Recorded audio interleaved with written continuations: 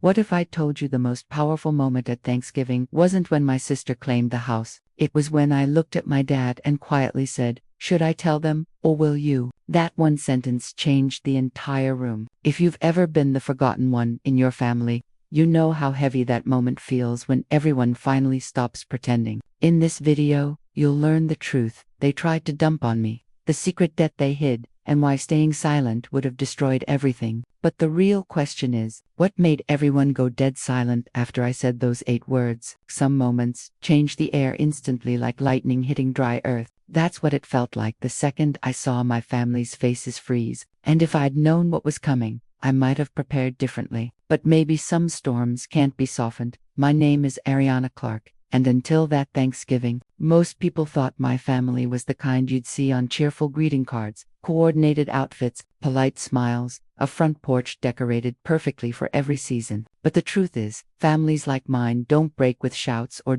they fracture slowly in glances, in favoritism, in who gets chosen and who gets ignored. My younger sister Lila was the golden child from day one, sparkling, talkative, effortlessly adored. Relatives praised her like she invented the sun itself. I didn't resent her for it. I just learned early that my life would have to be held up by my own 2 hands. Meanwhile, I became the daughter who was fine on her own.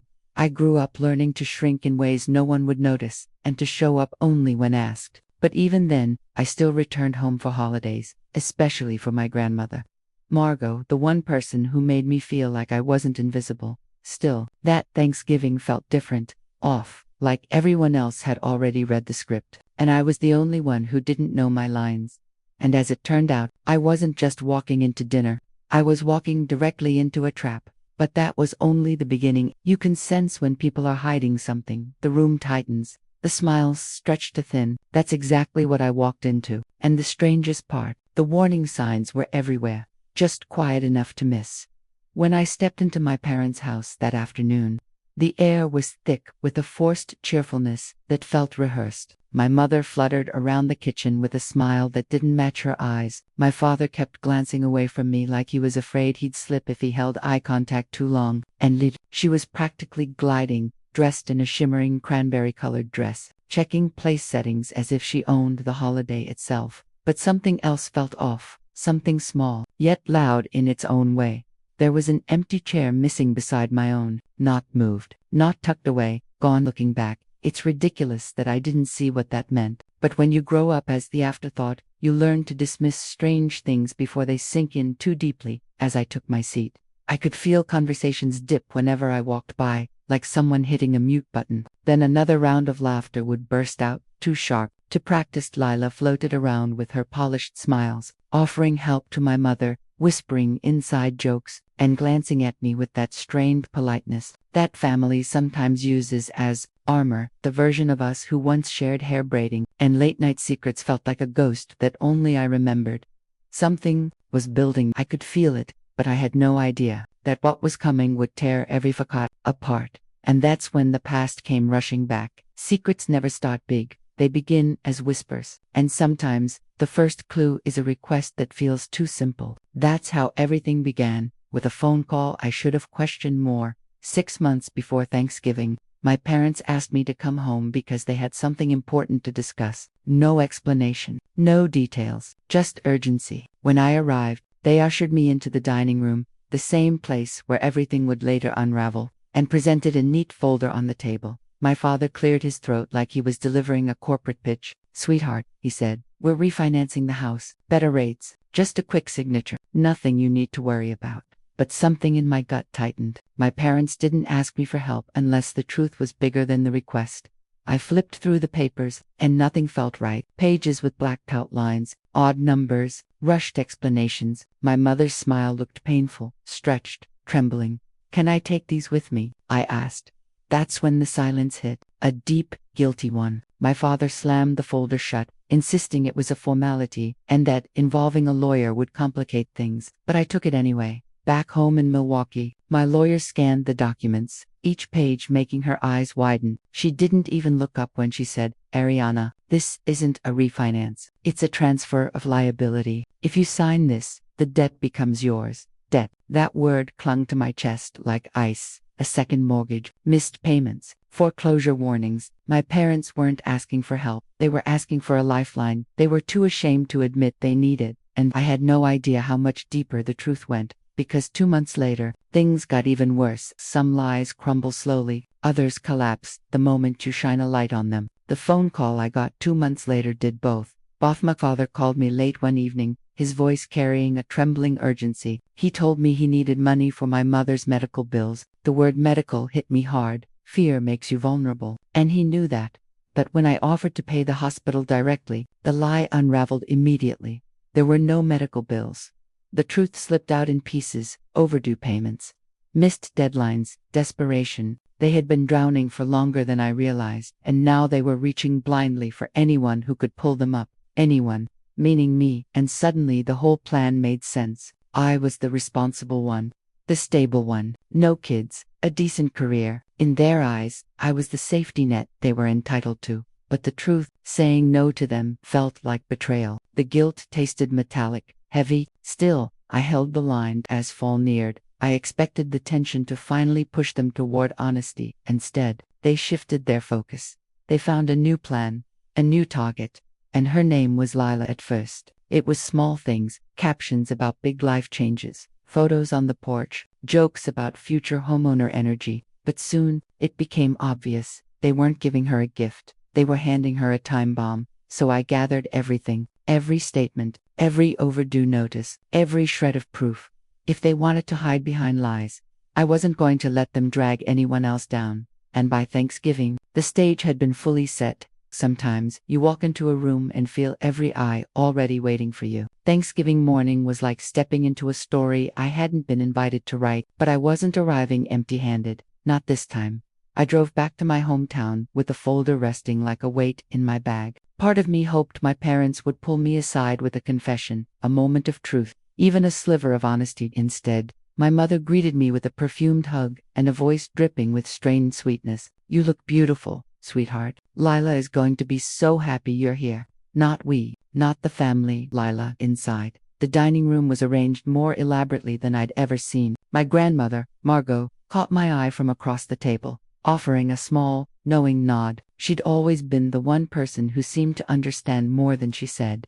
The house was buzzing with chatter, laughter, and clinking glasses, but underneath it all was tension, a hum that vibrated beneath every polite exchange. Every seat was full, except mine, and that missing chair, the one that had vanished, was the reminder that something was being decided without me. My hand brushed the folder in my bag. Proof, facts, reality, waiting to be revealed. My parents wanted a show, but what they didn't realize was that I had brought my own script, and the spotlight was about to swing in their direction. Every family has a defining moment. Ours began with a glass tap and a smile, too bright to be innocent. The second Lila stood up, I knew exactly what was coming. She rose from her seat like she'd been waiting for this moment her entire life. Curls perfect, necklace glittering, expression glowing with pride. She tapped her glass again, commanding attention.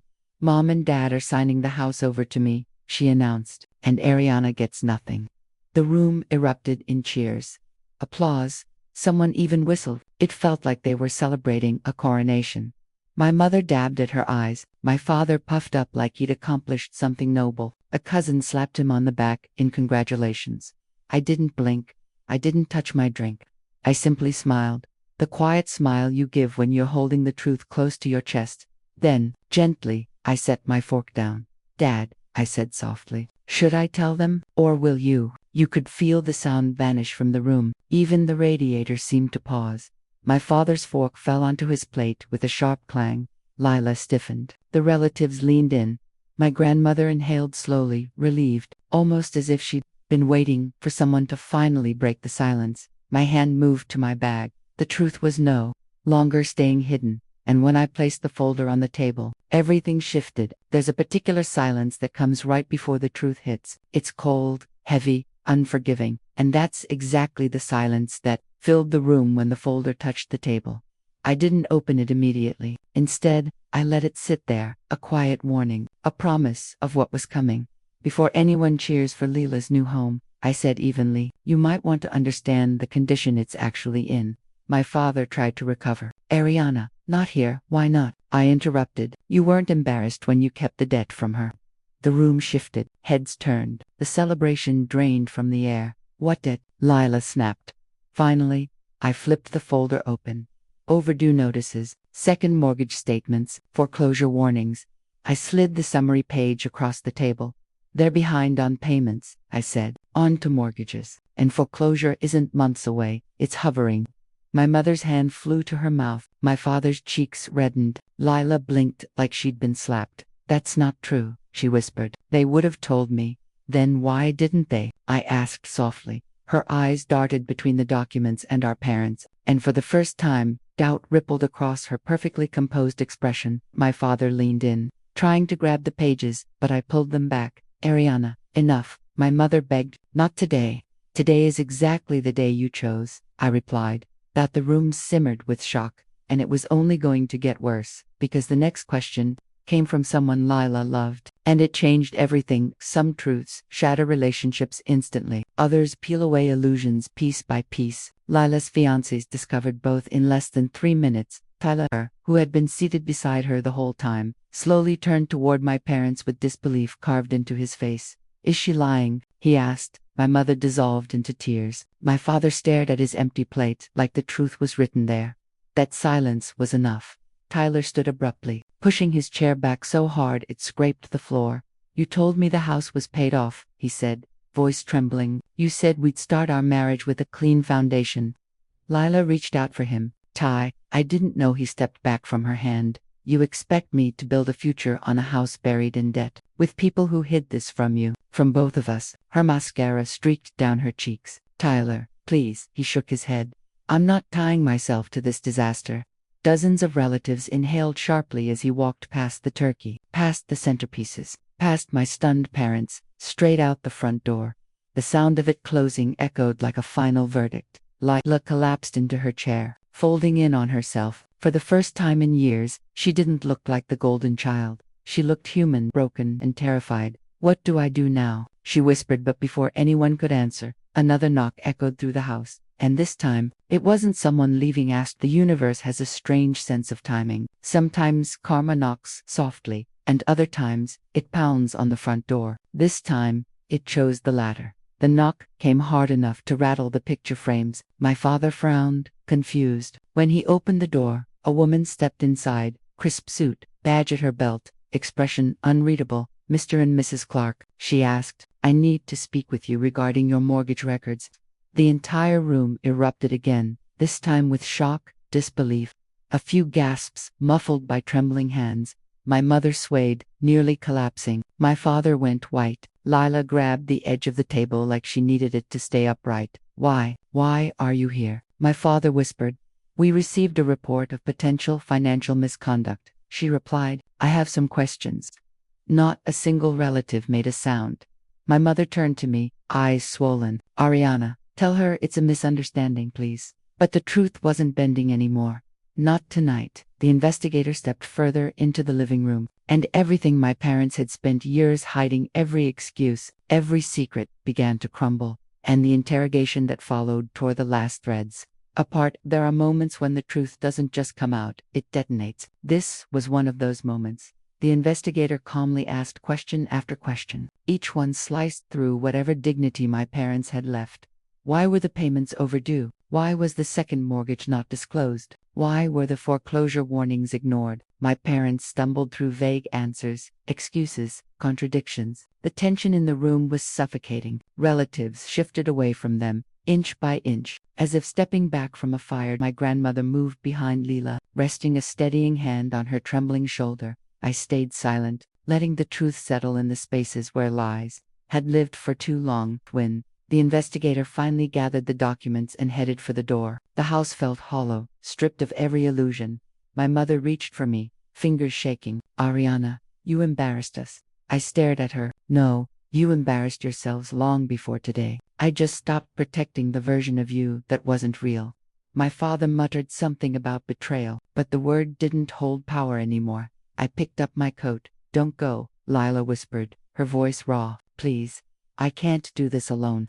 And for the first time in years, She wasn't looking at me like the forgotten sister. She was looking at me like the only person left who wouldn't lie to her. But the fallout was only beginning when a storm finally breaks. The silence afterward feels unreal. That's what the weeks following Thanksgiving felt like. Quiet, but not peaceful. More like the dust settling after something enormous collapses. My parents were forced to confront what they'd built, years of secrecy, denial, and financial mismanagement crashing down in real time. The house, their prized possession, was listed almost immediately. No grand explanations, no triumphant stories, just necessity.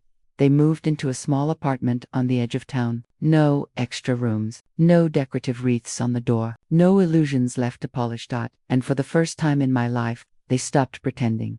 Meanwhile, Lila changed in ways I never expected. She started therapy. She called me often, sometimes crying, sometimes quiet, sometimes asking questions she hadn't been brave enough to face before. "I didn't know how much they expected from you," she said once. "I didn't know how much I benefited from it." Hearing her say that didn't magically heal years of imbalance, but it cracked something open, a doorway, maybe something that could grow. As for me, I found a strange calm in the aftermath, a clarity I'd never had before, because the truth wasn't the enemy, the lies were. But Lila still had one more question, the one that mattered most. Healing doesn't arrive all at once. Sometimes, it starts with a question you never expected to hear, and Lila asked hers with a sincerity that cut through every old wound. "Do you think we can fix things?" she whispered one evening over the phone. Her voice wasn't strong, it wavered, uncertain, stripped of the shine she once carried like armor. But it was honest. For a long time, I didn't answer. Not because I didn't want to, but because honesty required careful footing now. "I think we can try," I finally said. "But it means seeing things clearly. No more pretending." She swallowed. "I want to see everything clearly now." And she did. She began understanding the patterns, the favoritism dressed as love, the manipulation disguised as family duty. She saw how easily she'd been chosen because she'd been easier to mold. That we talked about childhood memories, some warm, some painful, and it was strange how different our experiences were. Despite sharing the same house, my grandmother stepped into, offering support, wisdom, and the firm, unwavering truth she'd carried silently for years. "Families break when lies take the place of love," she told us once. "Yours cracked a long time ago." But cracks weren't the end of everything. Sometimes, they were the start of light getting in.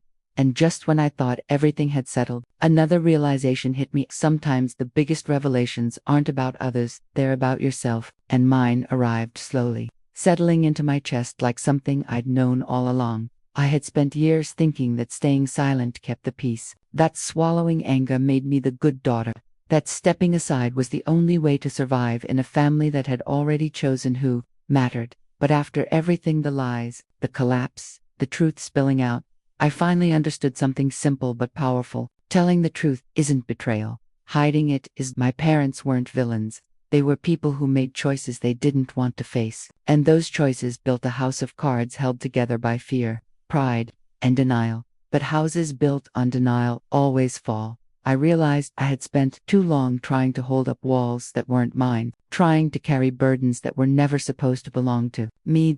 And walking away from that wasn't cruelty.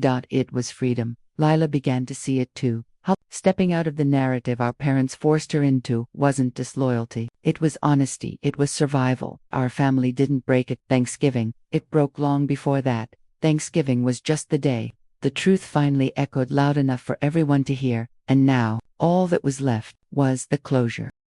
Stories don't always end neatly. Sometimes they end quietly, with acceptance, with distance, and with truth. And that's exactly how mine settles now. The house sold, my parents' image shattered, Lila rebuilt herself piece by piece, and me. I learned that standing alone in a room full of people claiming to love you isn't weakness, it's clarity. Family doesn't break because someone finally speaks up. Family breaks because too many people stayed silent for too long.